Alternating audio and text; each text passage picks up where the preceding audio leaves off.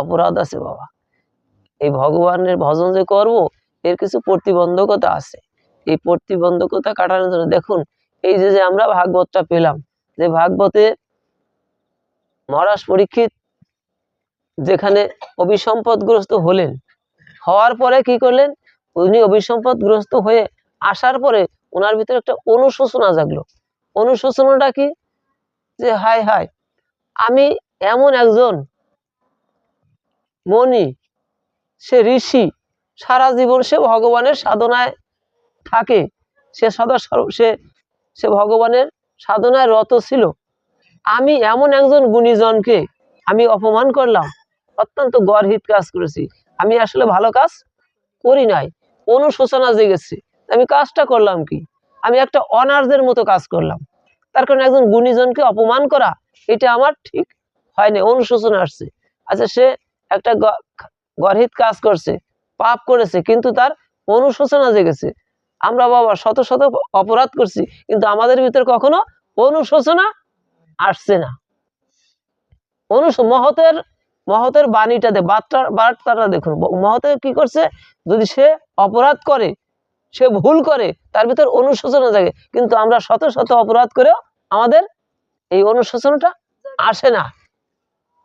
তাহলে তিনি ভগবানের কাছে প্রার্থনা করলেন, হে গোবিন্দ, আমি যে গর্হিত কাজ করেছি, আমার এই গর্হিত কাজের আমার একটা সাজা হোক, আমার প্রায়শ্চিত্ত হোক। হরে কৃষ্ণ, আমি যে কর্মটা করছি আমার প্রায়শ্চিত্ত হোক। ভগবানের কাছে এইটা প্রার্থনা করলেন যে তুমি আমাকে এর জন্য সাজা দাও, তবে এই সাজাটা যেন আমার উপরই বর্তায়, শুধু অন্য কারো উপর নয়। আমার যে সন্তান আছে এবং আমার যে প্রজারা আছে রাজ্যে, এবং যে ব্রাহ্মণরা আছে, যে প্রজারা আছে, এই কারো উপর জন্য আমার গর্হিত কর্মের জন্য, যে আমার অপরাধ যেন কারো উপর না বর্তায়, এটা যেন এই সাজাটা যেন আমারই হয়। হরে কৃষ্ণ, এইভাবে প্রার্থনা করলেন।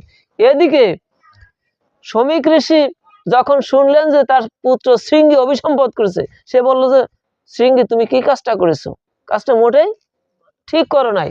তার কারণ ওদিকে মহারাজ পরীক্ষিত একজন প্রজা বৎসল শাসক, সে সারাক্ষণ তার 24টা ঘন্টায় তার ভজনটাই ওইখানে, যে সমস্ত প্রজাদের হিত কামনা করে, মঙ্গল কামনা করে, কিভাবে প্রজাদের সুখে রাখবে, সে ভগবানের কাছে অহর্নিশি প্রার্থনা করে, হে গোবিন্দ, হে প্রাণ গোবিন্দ, তুমি আমাকে যে দায়িত্ব দিয়েছো, যে প্রজাদের প্রতিপালনের জন্য দিয়েছো, তুমি কৃপা করে এদেরকে সুখ স্বাচ্ছন্দ্য রেখো, কোনো বিপর্যয় তুমি দিও না।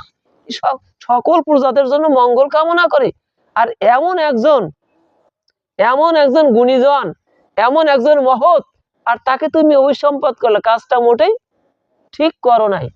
তার কারণ তুমি এক মুনিপুত্র, মুনিপুত্রের গুণ থাকার দরকার, সেই গুণটা তুমি রক্ষা করো নাই, মহতের দৃষ্টি তোমার ওখানে ঠিক নেই, তুমি ভুল করছো। তাহলে দেখুন, যাকে অভিশাপ করছে, যাকে সে অপমান করছে, সে কতটা এই মহারাজ পরীক্ষিতের প্রতি কতটা সদয়শীল, যে সে হয়তো অপরাধ করেছে, কিন্তু সে অপরাধ হিসেবে নেয় নাই।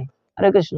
আবার এদিকে যে করেছে তার অনুশোচনা হয়েছে, যে আমি কাজটা করলাম কি, জয় নিতাই, জয় গুরু। তাহলে মহতের দৃষ্টি আর সাধারণ মানুষের দৃষ্টি কিন্তু এক নয়। এইখানে এই যে আমরা ভাগবত কথা শ্রবণ করছি বাবা, শ্রবণ করে এই তত্ত্বটা আস্বাদন করতে হয়, যে এটা শ্রবণে, যে আমার জীবনে এইটা কতটা ফলপ্রসূ আমি করতে পারলাম, তাহলে এই পাঠ শ্রবণটা সার্থক হয়।